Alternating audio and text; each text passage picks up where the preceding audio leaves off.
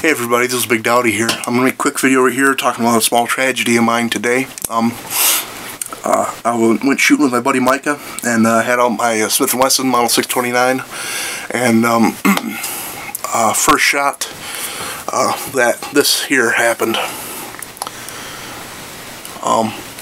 I put in a hand load that was given to me by someone in payment for working on his car, for my dad working on his car. He found them in a house he had bought and cleaned out, and they were there.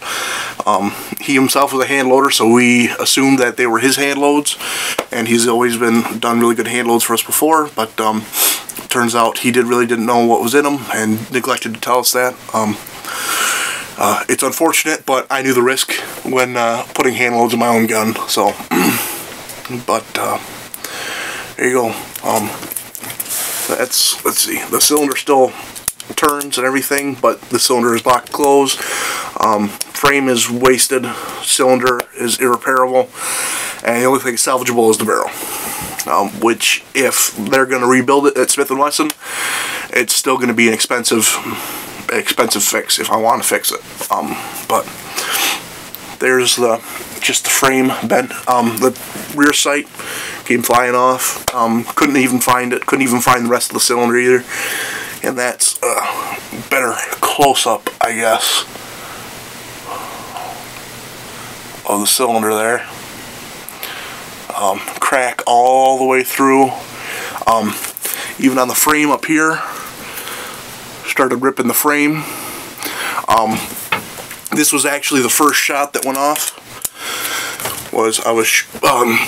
Me and my buddy were out shooting, and I was gonna quick fire off 6 rounds in this, so I went boom, boom, boom, and the first shot was the one that blew out the cylinder and bulged up the frame. But I didn't notice it because I was just quick shooting, and next round went fine. The round after that went fine. The only reason it didn't go on to the 4th round was because that's where the break in the cylinder ran into resistance against the frame. On a closer inspection, this turned out to be extremely damaged. So there were 6 in it at the time. When I was shooting it, I was able to open the cylinder. I took out the 3 live rounds, so there's just the 3 spent rounds in here. So there's no live rounds in there or anything, but Smith & Wesson, I called them and they said send it in and they'll give me an estimate, or tell me if they, and I can choose whether they want to fix it, or they could send it back to me with no repairs or anything like that. So that's what I have to do, and I wanted to chronicle you guys and tell you guys why I'm having such a bad day, because this is one of my favorite guns. I'm very unhappy that this happened, but I don't wish any ill will, harm, or bad feelings against the guy who gave me the loads, because he is a good guy, and I know he didn't do it on purpose. But there you go, there's another look at that. It is a scary look. It's a scary thing, and it happens. It was a double charge load apparently, and a lot of people told me that I'm lucky that I'm okay, and I am okay. So the fact isn't lost on me, but I am upset that one of my favorite guns is now damaged. Maybe possibly irreparably so. I doubt it, but it's going to cost quite a bit to fix it. So that's a mistake I probably won't make again. Oh, I definitely won't make again. So